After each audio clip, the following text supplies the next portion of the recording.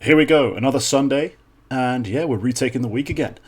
It's been quite busy, packed full of closed qualifying maps for the majority of it, but a couple little things to talk about because we realised as we go through this, there wasn't too much news. Like, really big stuff happening. We expected maybe cuts after the open qualifiers if teams didn't make it.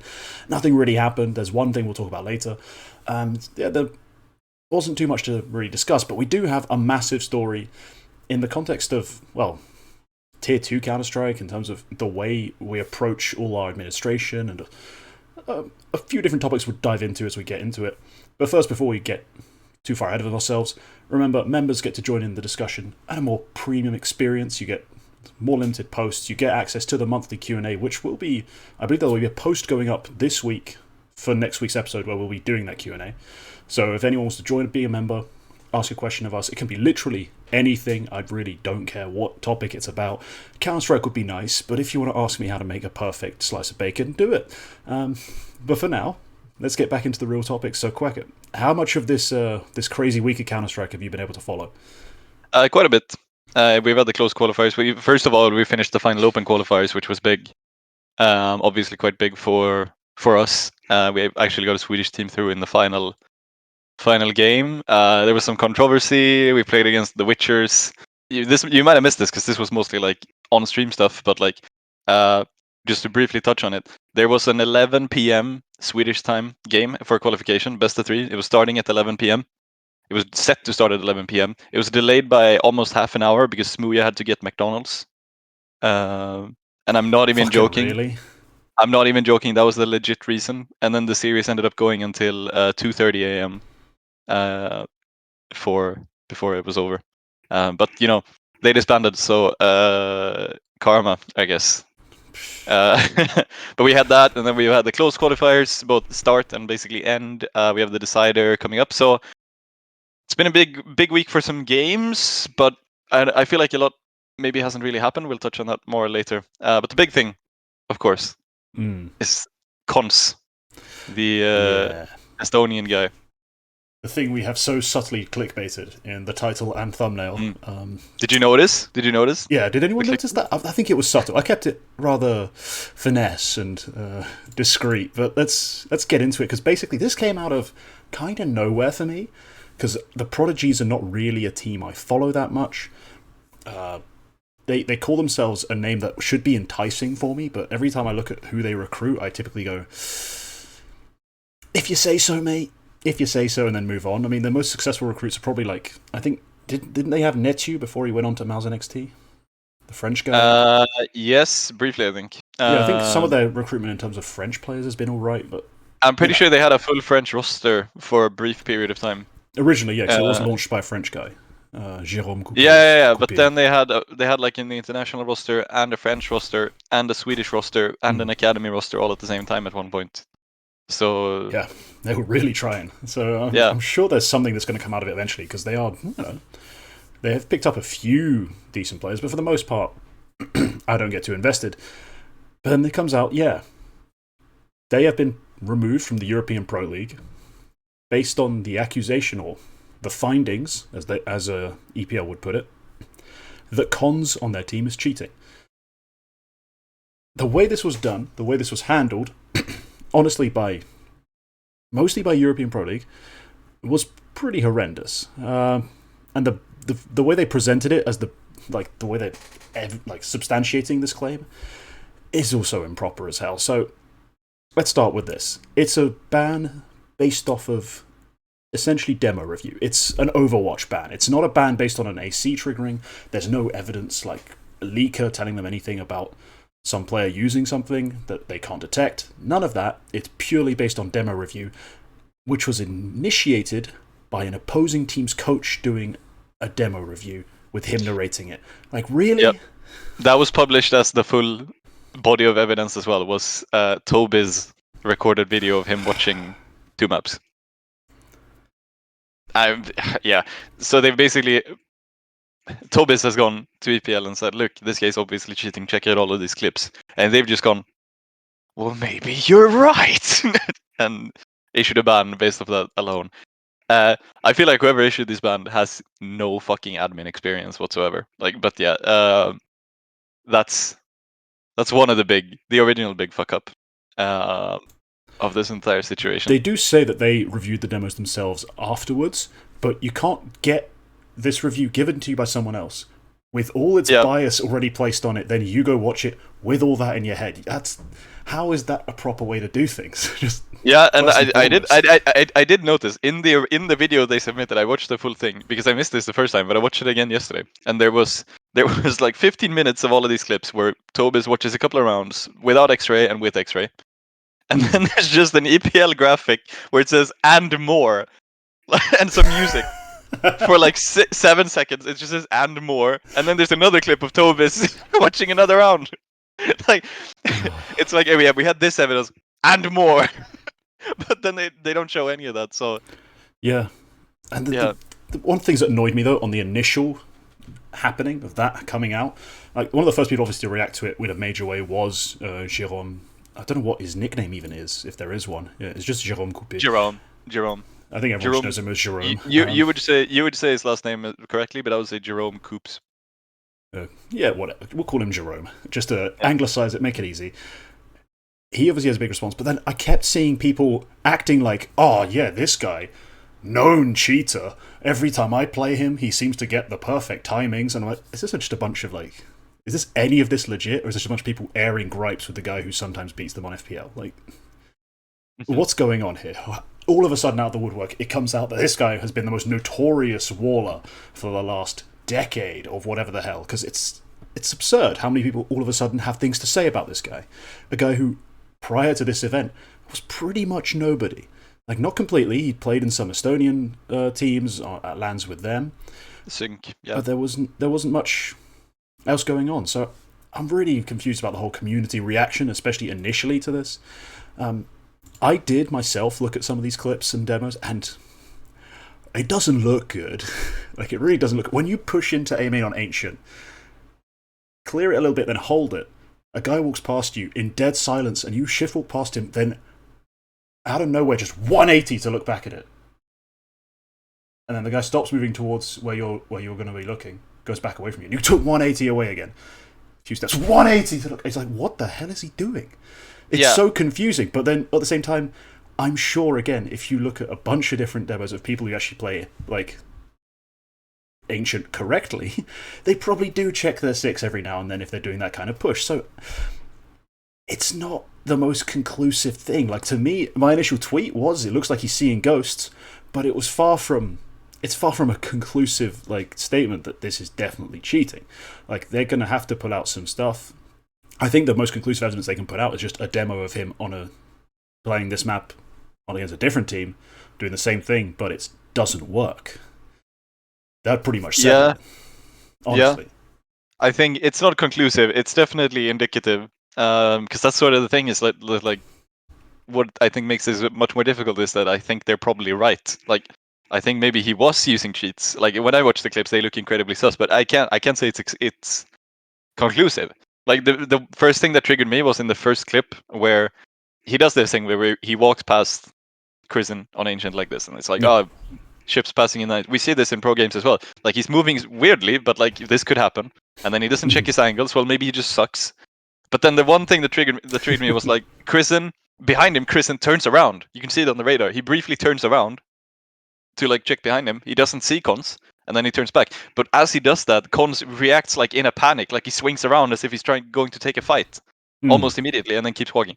It's all of these small things, and then like all of the clips were basically about, he just walks out into spaces and doesn't check his angles. Like, he's playing very poorly, which I think might be indicative of something. Like, it's definitely like he knows there's no one here. Like, he's either that or he's really stupid and got lucky. But based off his rating, he might just be shit though. Because in online play, his rating is garbage. Like, he's not even hook seated. He makes Hooksy look decent. Like, his numbers are awful. Then, okay, so now we can move on to some of the reactions, because Coupé's Jerome, he just comes out and he's like, yeah, and this guy's played on LAN for us, and you're just going to ban him based on, like, basically nothing, no, like, confirmation with us, no conversation, no chance to defend himself. If you look at this guy's LAN numbers, they're kind of good, and it makes no sense. Absolutely no sense. It's a complete a reversal of what you'd expect from a guy who's supposedly cheating, is that he plays better, his team wins more on LAN. A bit odd. Not again, nothing conclusive to deny it. Yeah. It's something you just don't expect to see. And what's unfolded since then is a saga of EPL just mishandling everything. They're not communicating with the Prodigies pretty much at all. They reached out, apparently whilst Jerome was asleep, to try and talk to him about it, then just issued the ban, and basically haven't responded since. And so I think if you're in that scenario, yeah, if you're in that scenario as the Prodigies, they've done the only thing I think you can do. They've gone ESIC help. They've put out basically a public tweet saying they've reached out to ESIC. I'm assuming they have also done it. I don't know why you just pretend. And EPL have responded with the worst tweet you could respond with, all caps in bold. We are threatened. Who is running this fucking org? Like, what is this? Yeah. They are threatening to go to ESIC, which is such a weird thing to say, because what's the threat? What's ESIC gonna do to EPL? Like, it means nothing. Like, they are threatening to go to ESIC. Okay, what's gonna happen if they go to ESIC? Anything bad? No. Like, we might be wrong. Like, yeah. And they also at the end call ESIC a self-proclaimed judging organisation with a questionable reputation. Like, come on. Like, you're not a part of ESIC. We know that. We also all have our own problems with how ESIC have handled themselves and the way, it's taken them so long to do things. But overall, it's slowly gotten better over time. And to be honest, when it comes to a lot of things, they've done their due diligence, they've done the right work. And even though you may not like some of the conclusions they've arrived to, they've justified them fairly well. This is just a pretty ridiculous way to react to it, and to essentially say there is no authority above us at all. Like, no one else could ever have an opinion on what's going on here, because they've banned someone off a demo. Like, they've banned someone for nothing, off of nothing, relative to what our standard should be. They've now responded petulantly to someone threatening to go to an authority figure that doesn't even have authority over them, and they're refusing to communicate. I think EPL have just botched this on every level, and they should try to salvage something, because I know they're not big tournaments. There's not exactly thousands upon thousands of people watching. I mean, maybe 3,000 at peaks if there's a big team playing. It's been good off-season content, so yeah, it's the sort of thing I'll watch. But like, it's a Division 1 and Division 2, which is like Tier 2 teams and their academy teams. So like, it doesn't really matter. No. Yeah, I don't get what they're trying to salvage here with this sort of weird approach to their communication. I just think they need to be a bit more professional about this. That's the long and the short of it. They're acting like a bedroom org. Just like, I'm running this pug league with $500 on the line. Your starting demos look sus, fuck off. Like, that's what it feels like. It doesn't feel like a professional org trying to run a real event. Yeah. Yeah, it just doesn't feel real. This is it feels, you know what? This is gonna be a fancy word. It feels juvenile, the way they're running this org. It feels like it's a teenager just like running this org all on his own, and he's like, well, these demos look sus, ban, because he's like scared of what's gonna happen, and then some authority figure comes along, and he's scared because he doesn't know what's gonna happen. Like, it's very, very, very, very strange. Like, someone who obviously doesn't understand esports is running this org, or this tournament organizer. Yeah, and, I wonder how many teams I could get banned if I was an opposing coach at this point. Especially if I'm the coach of an org that's far bigger than this tournament really is, even though it is only an academy team I coach. How many of my opponents could I get banned through this? Like, if I can just make a demo of you, point at sus clips, and tell them to ban them. Yeah, because that's the really dangerous thing about, like, when you have whenever you're doing this properly, it's like so important to make sure you have no bias, because it's so easy to just go in with the mindset, I'm gonna find cheaters and find things that look suspicious. But it's sometimes very hard to tell the difference between, like, someone who made a good play or got a bit lucky or it's just good, and someone who's cheating. Because this is such one of those things that when there was a Swedish team who were definitely cheating, like convicted cheaters. When they played against Rush B in the qualifier, and Olofmeister and all of the Swedish boomer guys were streaming it, they were all basically like, oh, this guy's cheating, this guy's cheating, this guy's cheating. And then they moved on and they found that there's one sus clip of one of the Russian B guys, and they went, this guy's also cheating. And every time he did anything, they were like, that's so sus, he's obviously cheating. Which is like, and then all of his viewers are obviously like, well, that was sus, he's obviously cheating. The clip wasn't even sus to begin with. Like, once you rewatch it with like a level head, you realize, holy shit, he's not cheating. Like, this is just a goofy moment. And then when you watch the stream, it's just like he's literally just playing Counter-Strike like the rest of us. But you get this idea that like this guy might be cheating. I'm gonna look for cheats, and that's really dangerous. So like that, I don't really like what Toby's was doing either. Like you shouldn't just every time other teams go like they want to find a suspected cheater and they want to report the suspected cheater, they always go look at these clips, because then you already have the context. I think look at the sus ones.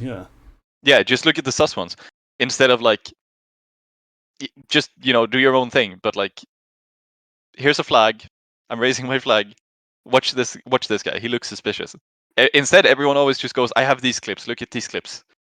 Which, if it's really, really blatant, then sure. Like sometimes I've seen people who are like in these open qualifiers. There were some players who obviously got upset that the bans were taking so long, and they basically went, look, here's 6 clips, blatant walls. And then you watch them and it's like, yeah, this is blatant walls. And eventually they got banned. So, but it's a bad practice, I think, when it's like actual competition. Yeah, I've not really. There's not really been much progress on this. Obviously, Collins has said, no, I didn't cheat. Obviously, what else would you expect him to say? And we remain patiently waiting. I don't know if E6 ever going to make a statement about this, because as we mentioned, there is no EPL membership to E6. No, they don't pay tribute, as it were.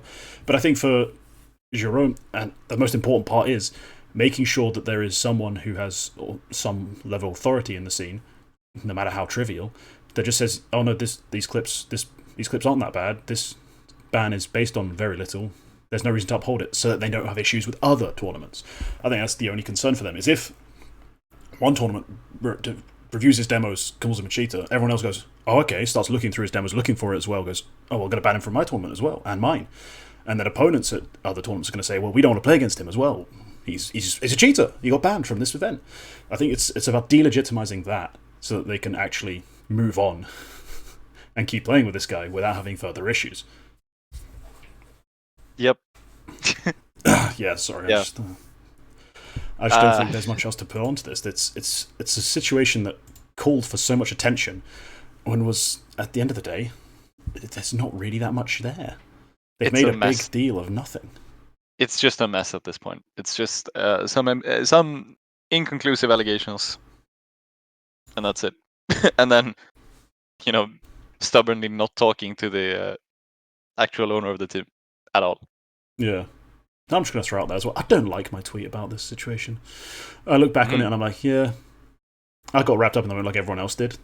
I probably should have just said nothing, but to me, the clips do look sus as shit the way you describe them as well. But they do, yeah. They still look sus as shit. Like but it's hard to realize when you yourself are being biased. Like when you hear someone say, "Here are cheating clips," you watch them and you say, "Yeah, this is cheating clips." It's I don't know if that's an unbiased opinion. They definitely look suspicious, and I think I kept thinking during that entire video that like he's playing the game so fucking horribly. Like, yeah. And I think there's an awareness that sort of comes when you have more information than you should have. Like there's an awareness that makes you play worse even if you don't really adjust to it, because you're like, it's awkward to like fake playing the game properly. Like, yeah, the one thing I've thought about all that situation, the way he looks, the way he's playing, I feel like, and this is going to sound sus because I'm going to say he's staring at his radar, but I feel he's the IGL. I've got a feeling everything he's doing is staring at his minimap, seeing how much contact's being initiated, and seeing if his team is actually engaging, how many people they're engaging, not having to rely purely on comms, but staring at his minimap, making sure his teammates are doing what he thinks they're doing to hold attention. I think that might be why he's so sloppy clearing stuff. Not really, especially when he's walking into A, on the T side. That's a look I go for. That's a look I love, because if you put enough pressure mid and cave and A, you can pull a donut player back, you can pull a CT AWPer back towards mid, and you can sometimes walk out, especially teams play 3-1-1 setups or 2-2-1 setups. That A player has a tendency to just pull off if he's not playing behind the box. So I get why he looks so sus. I think I can make reasons. Again, and here we go back to the bias thing. If I look at it under that light, I can give myself reasons as to why some of the clips are not sus at all. So I think we need something a bit more independent and a lot more reliable than the eye test of other humans. Yeah, do you have any closing thoughts on this before we move on? Nah. None. Let's wait and see. Let's talk about a different team trying to essentially check the integrity of our qualifier system. And that's the Aurora debacle. Now, for those of you who don't know, there was a team playing in the Open Qualifiers called Aurora. If you don't watch Tier 2 CS, you might not know who they are. If you do, you definitely know who they are. They've definitely beaten your favourite team before. They are pretty dangerous. They were playing that event, and in this event, there was also this other roster who looked a whole lot like the Aurora Youngbloods, the academy team of this team, which, as we all know, because we all pay attention to Valve's rulings, would be very illegal, because that would be a breach of competitive integrity if two teams signed for the same org were playing in the same qualifier. Mm-hmm. Thankfully, though, there's a perfectly rational explanation. By coincidence, their contracts had expired right before the Open Qualifier. And the minute the Open Qualifier ended, they were re-signed. Mm-hmm. Which is just immensely suspicious and definitely a breach of competitive integrity. I can't believe I've seen people online try to defend this. It's ridiculous. Yeah, I think the only defense you can have is that there might not be a ban, because there may legit have been no contracts, and they may legit have not premeditated this. It might be a coincidence, so maybe there won't be some sort of suspension. But it's fucking bullshit, man. For context, they made it to the qualifying best of 3. Like, they were, thankfully, fucking Alu stomped on them. Like, thank you, Alu. But like, if he didn't, they would have been in the closed qualifier with Aurora, probably. And then they wouldn't be re-signed already. They would be re-signed after the closed qualifier. It's so weird. I don't know what they have to gain. At the time when this happened, I think this kind of got lost, because they played against $2 Spaghetti, which is a Swedish mixed team. And immediately people started saying, well, this is literally just the Aurora Youngblood roster. Did they drop them? So we started checking all of the Aurora socials everywhere. Yeah. They were hardly mentioned in their tweets and stuff. They were hardly mentioned there.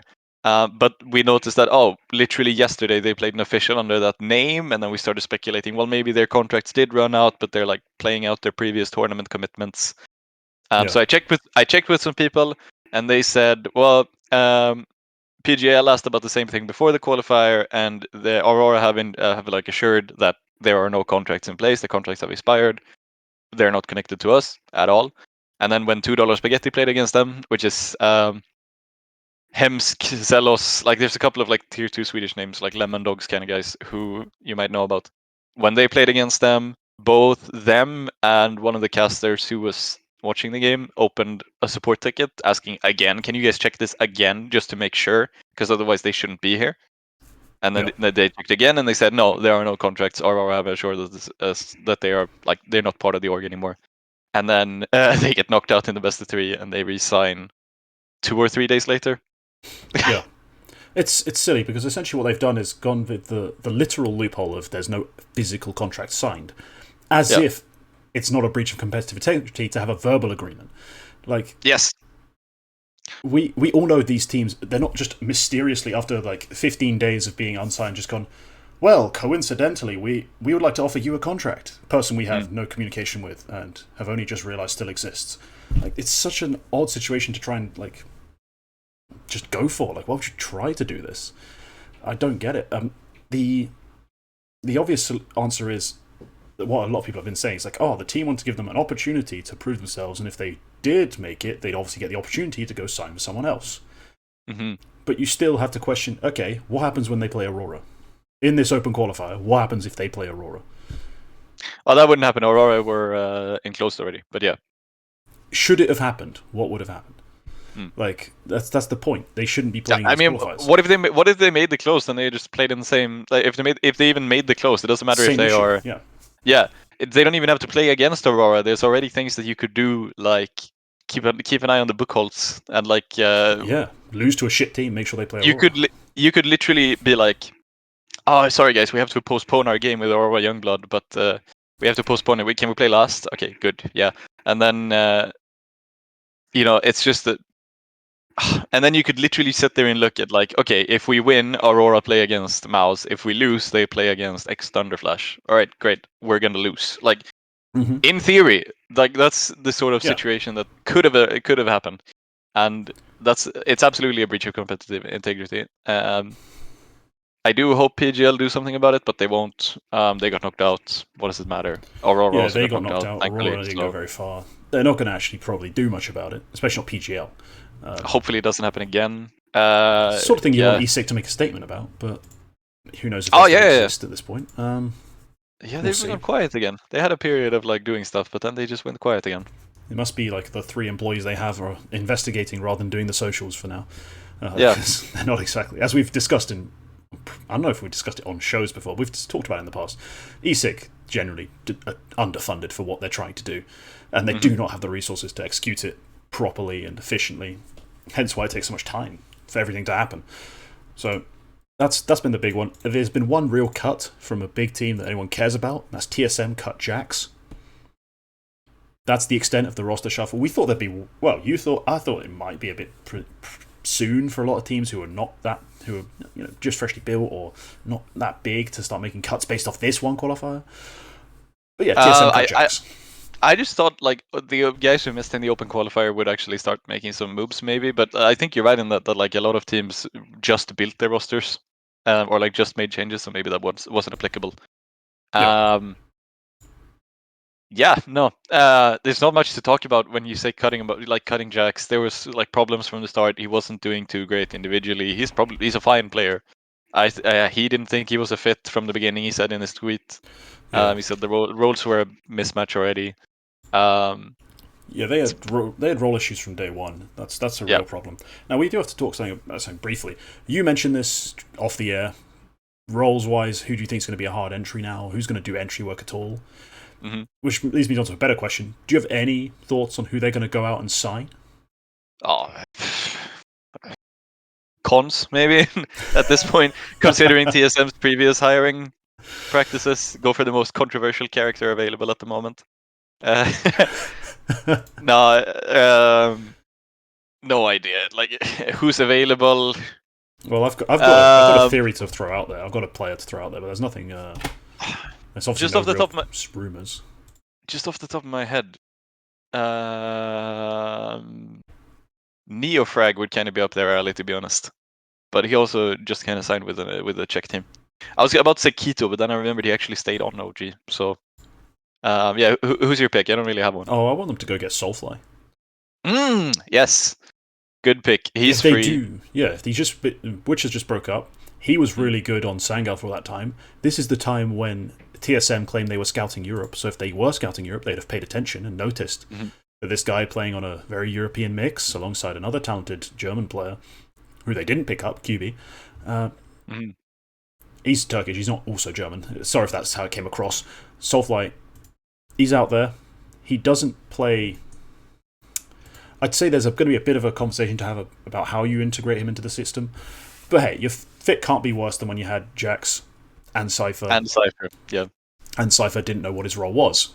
So, in terms of that, it's only up from here. So only up. Sign some talent and it is not only up. This is TSM. It is not only up. It's the one team who can go through the absolute floor. Yeah. So it's not much to talk about this. I hope Jax lands on his feet. Do you see Jax landing anywhere at this point? There's some French teams. I don't want him speaking English. There's some French teams that could do with a veteran, I think, in the lower levels. Some teams that have a bunch of young players. Like, who do they play for now? Like Gravity and all those guys. They play with Amanek. Are they still on LDLC? Amanek has a weird mixed team that has been playing all the qualifiers called Loading with Kyojin, Devoduvek, and Sixer. Oh no, Gravity was on Gen 1. Yes, he was in Gen 1, and then they just disbanded as well. Yeah, it's just Tim left, still on contract. That was international. Amanek was playing no team. He was lost on LDLC. So yeah, there's some teams, some talent, I guess, some young players out there who need an org and some structure. Yeah, LDLC with Gravity, Snobling, Brooksy. I've thought about 3D Max. They're like on the cusp of making a major in that, or making the RMR, and that won't. And if they do, they won't happen. But like, I feel like he's already friendly with these guys. He's already, yeah, it could happen. It could work. Yeah, I don't know where he fits in that team, but sure, these are the sort of things you have to look at, though. Lower level French teams. Hopefully he can find one that will value his experience. But next, we have a... Who the fuck is that in my apartment? What the fuck? Okay, anyway. It's fine, as long as they don't steal anything, right? Yeah, as long as they don't steal anything. Let's just wrap up these European closed quali, because there's a decider game that's going to be happening today. I think 3 more teams can make it through. But otherwise... 5, actually. 5. 5? Jesus. Yeah. Only 1 is going to get knocked out. They play 3 decider games. They play 3 decider games. The winner of each of those games goes through, and then the losers play in like a double elimination bracket where 1 guy gets eliminated. I'm starting to think we have... How big is this European RMR? Holy crap. Yeah, they had 21 teams go through. So it's going to be 32 total in the RMRs. So they had, 11 invited already? Oh, yeah, because teams will lose their RMR slots when we're... Okay, yeah, that's probably why we end up with these awkward scenarios. Okay, let's talk about briefly the big names. Pretty much all made it. So congratulations, Cloud9, Na'Vi, Virtus Pro, Fnatic, OG, Spirit, Astralis, Mouse, and Heroic. That's all the big... Oh, no, never mind. Speaking of big teams that didn't make it through, big. Really? Really big? The only one that screwed us over in terms of having the big names go through? Bloody hell. They lost to BetBoom and Fnatic in, I believe, BO1s, which is, okay, fair. I'm going to be honest, those are pretty rough BO1 matchups. But then they pretty much legitimized their failure by losing 2-0 to Nexus in pretty embarrassing fashion. So, terrible showing for big. It doesn't really fill me with confidence because I picked them as an underdog in the last spring groups.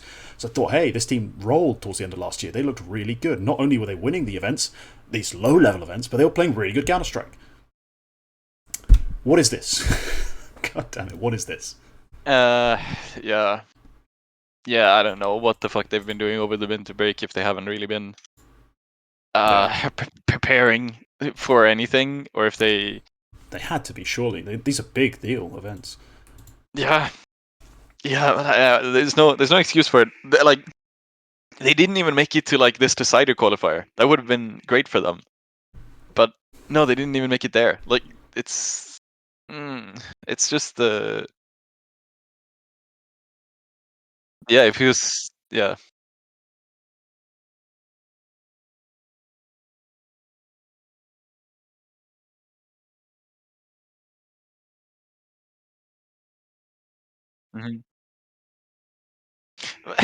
Someone was always going to make it. Like, we didn't have that.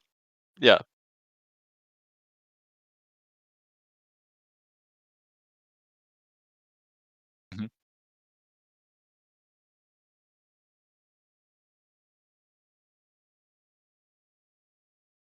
Yep. I need to be unmuted, that helps. So I'm not sure how much of that was missed, but more importantly, Eternal Fire. Yeah, they need to be making out of these sort of things. They did. But in the more surprising end, we had teams like Amcal, who's an unknown entity in terms of the org, but in terms of the roster, it's 3 guys from One Win, Crad, who used to play with those guys, and Icy from Avangar, who has been really tasty. We'll talk about him a little more later. 9 Pandas made it through with Dealerdes, former prospect of the week. Big ups that guy. Saw made it through. X-Thunder Flash made it through. Koi made it through. And then you had a team like BetBoom, who are a bit in the Eternal Fire boat, where you're like, yeah, this is the sort of event you have to make it out of to legitimize yourself. And they did. So, pretty cool for them. Do you have any of those that you thought was a particularly impressive run? X-Thunder Flash is weird to me. Or I think both Eternal Fire and Amcal had a very impressive run, making 3-0. I would have picked Eternal Fire to go through just in general, and Amcal, I guess they had a decent shot, but I didn't. I think probably if I had to make like a pick 'em bracket for this, I probably would have put them out of it. Just because they came together really late and it was kind of weird, and the IC is good, but like he didn't play that much before, and all of this stuff. So I think X Thunderflash is the one that's really really surprising to me because they are just nobodies in a sense.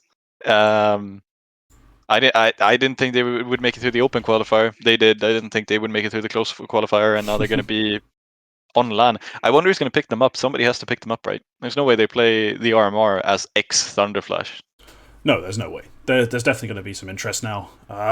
Who that is, we'll find out. But yeah, a surprise run. I think fueled. I mean, in part by like a bit of an overperformance by certain players. Friend is the most notable one, because I've watched this guy for quite a while now on Polish teams. This is not him. This is not the guy I've been seeing for the last couple years. So he has a massive overperformance. Maybe it's his new level. He's figured something out in his game. But I'm going to guess probably not. I think eventually this team has to fall back down to earth. But no, it's a nice story for them. An impressive run.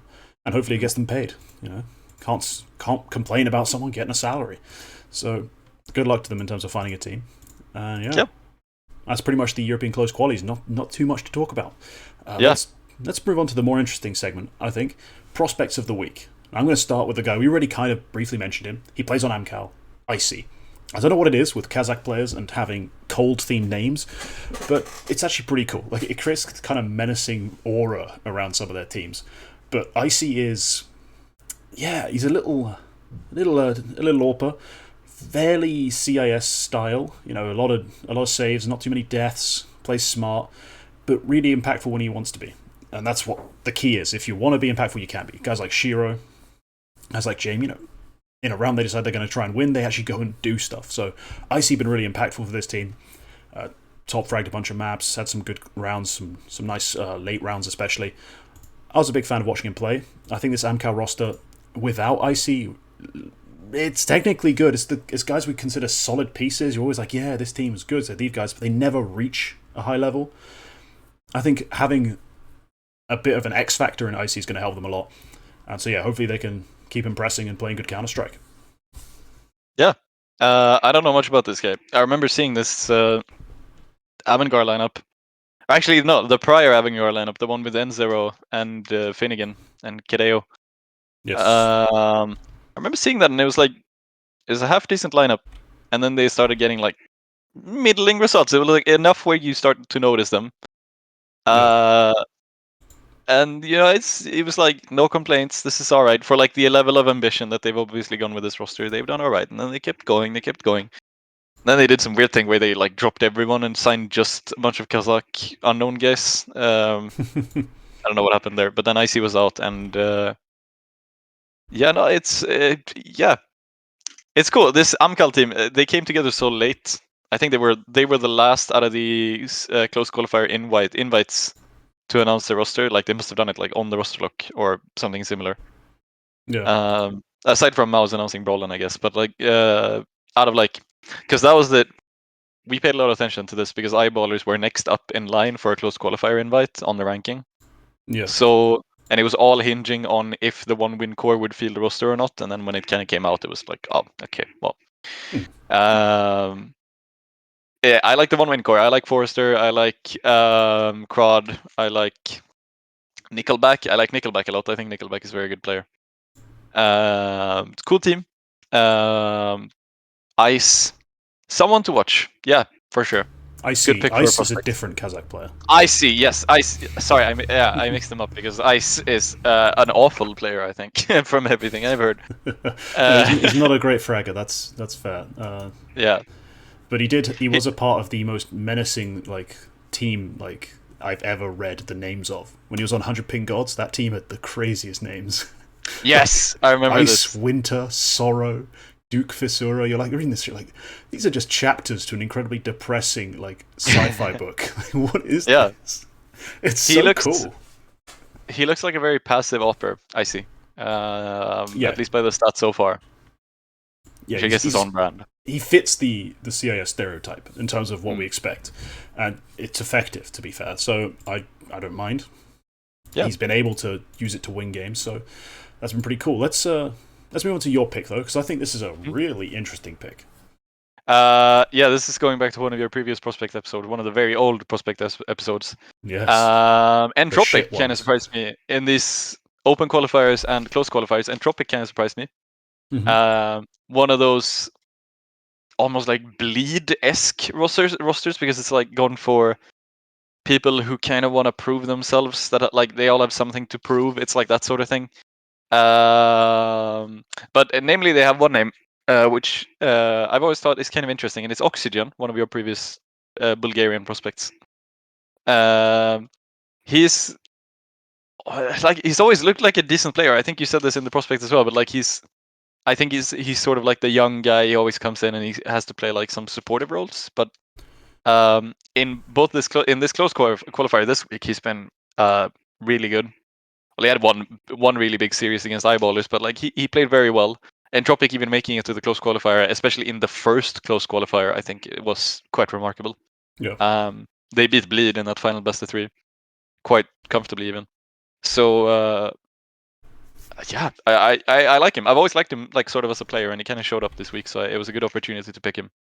Very narrowly losing the best of 1 against Spirit as well, which was a shame, and also very narrowly losing against Prezi. So they had a chance, yeah.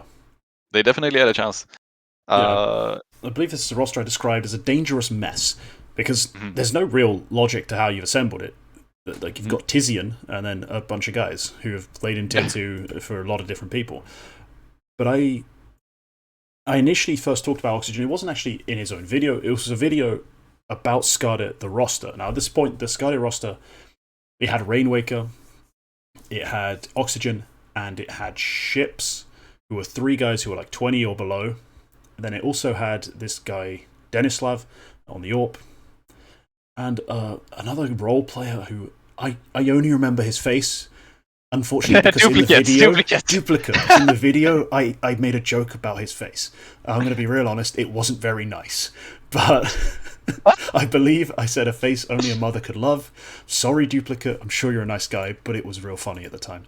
But Oxygen, basically, yeah, he was one of the sort of supportive elements on the team, more because he was like 16, maybe going on 17. Raw aim-wise, there were highlights, but for the most part, he was just, go die somewhere, anchor this spot, and he wasn't particularly good at these sort of roles. He was a raw, unproven talent, really rough around the edges, but the talent was there. Like, he averaged a 65% headshot, and then when you watched him, it's like, mechanically, he flicks to heads like crazy. It's just, for the most part, he's not looking in the right direction, he's not in the right spots, he's flashed, his util usage isn't great, he's dying for people. He's generally not doing stuff that makes you a star. So to see him on this team, and I'm still seeing the same sort of aim. Like, I saw on a couple of occasions when I was watching an Entropic game, he's still like crazy with it, like headshotting people, making these highlights happen, crazy with a pistol and a deagle. But overall, he's just got a lot more refined. He knows what he's doing in these sorts of environments. And yeah, it's great to see him make that sort of progress. Technically nabbed him in prospects. Wasn't really my intention at the time. I want to talk about 3 other players, but I did give him some props for what was good back then. So glad to see he's worked on his game, and hopefully he keeps progressing. I think at the moment he would be the most successful one out of those scattered guys. Except for Rainwaker, who's still playing on but like, is he though? Because I still think 500 will overall be a better team. But they always underperform. Yeah, this is the first time Entropic have done anything. Yeah. Anything. Okay, yeah. Ships is also on 500 now, so... and Ships... as is Denislav, so yeah. Ships has managed to win, WSG 2017 with Windigo, so he's a champion. Yeah. Hey, that was a fun event. They knocked out Fnatic. The old Fnatic as well. And they won like $500,000. That was a crazy year. Based on Valve, Valve rankings. They didn't win that because they didn't get paid. They've got paid, but officially they won it. So okay, yeah. In the Valve rankings, they'd have shot way up. Yeah. Oh yeah, we would have had Bulgarian invites. Yeah. But all right, let's wrap up the other closed and open qualifiers that have been happening. And there's nothing much to talk about in them because most people don't follow this stuff at all. In the Asia RMR qualifiers, there's not been many surprises. You might have seen a tweet from me hoping KingT have some success. They didn't. Basically, it's looking like it's going to be the Huns and Mongols out of that qualifier. I believe that that Huns game has finished. Yeah, so there's one more game for them to play and they go through. So the Huns is Score and Yami. Yami you might recognize from a prospect. Score you'll know because he was on the Mongols sort of roster when they were doing bits. Bartek as well, yeah. From Bartek out of the Mongols. Yep. Yes, there's one more game left in that one. There's not much to talk about in terms of upsets because realistically, even though the rankings say this is a bit of an upset, when you're talking sub 100 in the HLTV ranking, it's arbitrary. It really is. So the Huns being 7th in this ranking, according to the official HLTV stuff on this page, meaningless. They should be second, really, favourite to come out of this mess. South, there's the other Asian RMRs. There's 4 like qualifiers for this one Asian RMR, which is so annoying to keep track of. There's not been much in terms of upsets either. I think God's Reign, they lost today, but they're still expected to make it out of that one. Middle East, the qualifier, I don't think it has started yet, so there's not much to talk about there. And the Oceania one, it looks like Greyhound are going to make it through. So, not too much to report, really. Have you been following any of these games? No. I looked a bit at the Middle Eastern Open qualifier because it's always fun to look at like regions you don't normally look at. That's kind of why I picked Mini the other week as my prospect. Greyhound are through, like just as of recording, he is. Okay. They've gone through, and there's the Chinese Coast qualifier. It's about to wrap up. They're playing right now, Tyloo and Rare Atom, which is a really good series. I hope Fuzi makes it through because he's been stomping. That would be a bit of an upset, though. Yeah, we expect Tyloo to come out. That is the former Rare Atom roster. but like Tyloo is the Chinese major org, so. The Middle East one hasn't really started. The one talking point I think there is that there is one team here who are still seriously accused of cheating, as of like 2 weeks ago. But let's not talk more about cheating. We've talked enough about that. We've pretty gone ad nauseum on that. Yeah, they have 2 spots. There's 3 South African teams here. One of them has Poison. The Bulgarian Poison, for those of you who don't know. Yes. And then there's my pick, Mini, who I hope actually comes through out of that. So, no, I haven't watched a lot.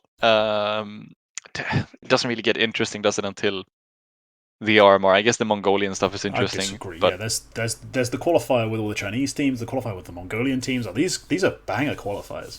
Like, sure, you'll see some scrappy CS, but you will see some talented players on display. Yeah, okay, fair.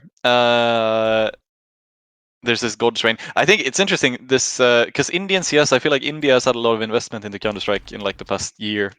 Because we had at Dust 2 we launched .in, the Indian site.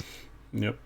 There was the Sky Esports thing, which has happened and then happened again, and is set to happen again. But I think there's a lot of confusion around that. But like, there was big investment with like a big event, and it was all sort of felt like this is like we are going to build up from the ground. Like even that event, the entire concept was that they had like a bunch of like internet cafe trials where you could just go there and play, and then you might get picked up for the actual event, which is sort of engineered towards like where you are, and you're like, we're looking for the people who probably haven't shone through before, and then we can pick them up here and make something out of it. So it would be really cool to see God's Reign make it to the RMR, get some eyes on these guys. But aside from that, I have not been watching very much. No. Okay, there's North America, which we might touch on next. There's one big. We can talk about North America now because there's one upset, one team everyone wanted to see go through that didn't, and that's NRG. Honestly, they got outplayed. There's some of it you can say is like, it's unfortunate, but no, they choked away some games towards the end of that qualifier. They lost 2-0 to Rocket, and they're close maps, I believe. I'm just making sure I have the record straight here, just looking up the exact series. But yeah, so they were 16-14, 16-13, both overtime maps. But if you watch the rounds that lead to overtime, the rounds that in overtime that decide it, NRG are just they're throwing the game away. They have favourable like positions, but the bomb's planted in a silly spot, so they can't spam it. All this sort of stuff. So NRG, a roster that here you'd really want to go through, but when you consider like we got everyone else that we want to see come out, I'm not too sad about it because I'm going to be honest, I'm not that invested in the NRG roster. I think it's cool that they exist and that NRG have put some money back into that group of players. But I'm not really that bothered to see them miss this one. They've got a lot of time to build back up. Yeah, I think maybe it's just like it might be the thing where like they're newly built and they just need some time. Still a disappointing result, like, and it's not a one-off because I did just check the Chengdu qualifiers. They lost both of them to Badass, which is the Timberman guys, and to Wildcard, who are decent, but like Wildcard are a good team. Like, Stanislaw, yeah, they're they're just a good team. Yeah. They're a good team, but like NRG shouldn't be getting knocked out of an open qualifier by Wildcard and Badass. Like it's in context, losing to Wildcard I don't think is actually a big deal at all because Wildcard have been together, at least the core of them, for a while. They've just made more improvements, and Stanislaw is probably the best IGL in the region who isn't foreign. So I actually don't think it's that big a deal. Jaber is a player to watch.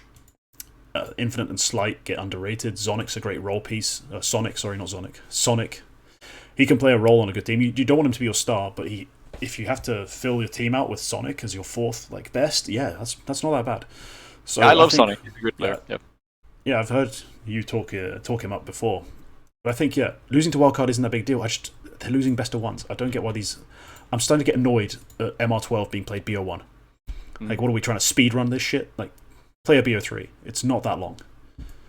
I genuinely think this is an issue right now, that we're playing so much BO1 in a game that's shorter. Just play BO3. Yeah. Yeah, I think there's one more loss that is sort of noteworthy from this set of qualifiers, which is that Party Astronauts lost out, which is noteworthy for us because at this point I think it's like so unfortunate that Wolfie, the Swedish American opera, he left Boss, which was the ex wildcard core. He played with them for a while. He won ECL, so he got an EPL invite, and then they played. He left them to go to Party Astronauts, and everybody was like, "He's given up a fucking LAN invite to play with what Ben Leet? What is this?" But then, maybe they can cook. Now he has missed out on an RMR spot while Boss have gone through. Like at this point, this roster move in the space of like a month and a half has he's now missed an EPL spot and an RMR spot, which I think is very unfortunate. And you start to question like, why did he leave in the first place? But yeah, just a small tidbit for my own sake about this set of RMRs. Everybody who we thought would go through in this close qualifier has gone through, except for NRG, I guess. So, I mean, maybe Loss are back. This is Team 1, in case you didn't know. They had a merger with Los Grandes maybe like 1 or 2 years ago, but for some reason they use different names everywhere. It's been a huge... Is it Loss? Yes. Jesus, there's so many teams called Loss right now. No, so Los Grandes and Team 1 merged. So at this point they re-entered CS. Obviously, I think TRK and Malbs MB were part of that final Team 1 roster. Now they're back. This is actually like decent on paper. They have Leo DRK, they have Jota, they have this Turney guy who I forget where he played, but he did play somewhere. History, he was on. They've signed a Brazilian roster. Yeah. Okay. Wow, this is horrible. What is this? They have JNT as a coach. It's decent names, but they did fuck all. So, and apparently they are like living in America now. They're gonna stay in America. They're gonna keep doing what they're doing. It hasn't worked out yet, so I guess that's. If I'm being completely honest, I thought maybe they could have had a chance to go through. They probably thought they had a chance to go through, but this really isn't the same roster. No, it's just the same org. A Brazilian roster, just complete nonsense. Yeah, it's the same org, so that's the connection. Yeah, I'm sorry, I share zero of your enthusiasm for this Lost roster. I think very little of it. But speaking of Brazil, the South American qualifiers have been happening. Just to briefly touch on it, we got 2-3-0 teams. MIBR, which I put in the notes, despite Safe playing like arse, which is just correct. He looked horrendous. But the rest of the team played fine. Brennau, Insani, the usual suspects, and the other two riflers as well also did perfectly good jobs. So MIBR go through, and then also Legacy. So that's, if I didn't know, I knew Legacy had Dumao, I thought. So I saw him popping up in the top of the HLTV charts at one point. I was like, oh, Dumao's on this new team. Well, it's Cold Zero plus prospects. And I mean that in two senses, because it is also kind of the 0-0 Nation roster that he had assembled. There's a couple of similar players from that. And it's Cold Zero, again, I believe, IGLing? Could be Nekis. Could be Nekis, but I think it's Cold Zero, yeah. I'll double check it, but yeah, it's a weird one, because... Oh no, it is Nekis calling, so Cold Zero is fragging. And this team played really well in this qualifier. They played really well in the open qualifier as well, because I remember seeing some people who were quite surprised that they made it through the open qualifier, at least as easily as they did. Yeah. No, this is a... But they did, yeah. This is perhaps the best version of Cold Zero plus Kids we've seen so far.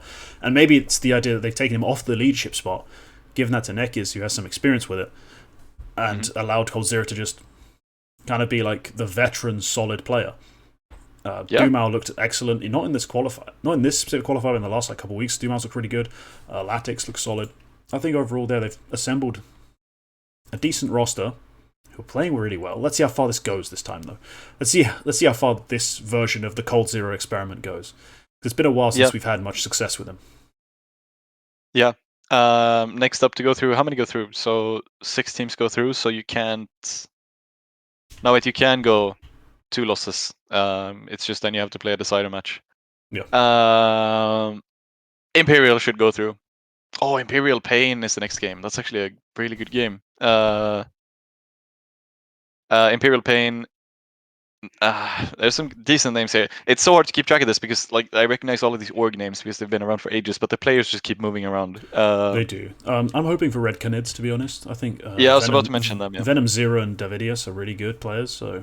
Hardzao as well, for sure. Yeah, Hardzao's nice, but Venom Zero is still 12, and Davidius, I remember really liking him on 9Z. The brief time he got to play on there. So I really want to see them succeed. Odic is slightly worth noting as well. Woody and Turtle previously of MIBR, and I think they've done all right. So over the past half year or so, I think they've actually done a pretty good job. Who else is going through? How's 9C doing? Are they knocked out now? 9C are 1 and 2, so they have to go 3-2, then make through the tie breaks. It depends on the seed. Apparently, you can probably go through it just by going 3-2. One team, the top seed. It's weird when you do a Swiss bracket and you don't have 8 teams going through, but 7/8. If you're 7/8, 7th or 8th is a tiebreaker. So but you could go 6 with a the same 3-2. record. It's a bit weird to look at, but yeah, that's the way that's been set up. I'm not sure about. Oh, Fluxo might lose out. I don't know. There's too many teams that I'm not that bothered about in this region. Yeah, but they're all they all kind of merge into one because they keep switching players. They're all the same. Yeah. They definitely do. And then there's random names that you've never heard about, and then suddenly they just do something. But I'm looking at the Sharks roster, which I think Sharks actually did something the other week. I have never in my life heard of any of these 5 guys, but I think they won the first IAM Chengdu Open qualifier. Okay, that's good for them. Yeah, over Pain and Bestia and some others. But yeah, that's good for them. Never heard of any of these guys. I know the coach, the Portuguese Coachy, which is a fitting name. Should we start playing CS under the name Player? Or Playery, yeah. Playery. But yeah, that pretty much wraps up the qualifiers, all the news for the week. We've actually managed to drag this out to an hour somehow. We promised ourselves this to be a short episode. For a show that's not supposed to be a particularly long show, we keep taking them a bit too long. What did we talk about? I don't even know. Mostly cons for about 20 minutes. Yeah. The Aurora stuff for a good 10 minutes. Yeah, I don't know. I'll find out what I have to do with the timestamps, but alright. I think that's going to wrap it up for this one. That ran a bit long. Those were the cons of cheating, and yeah. We'll see you next week with the Q&A. So members, make sure to get your questions in. And yeah, have a good one. Goodbye.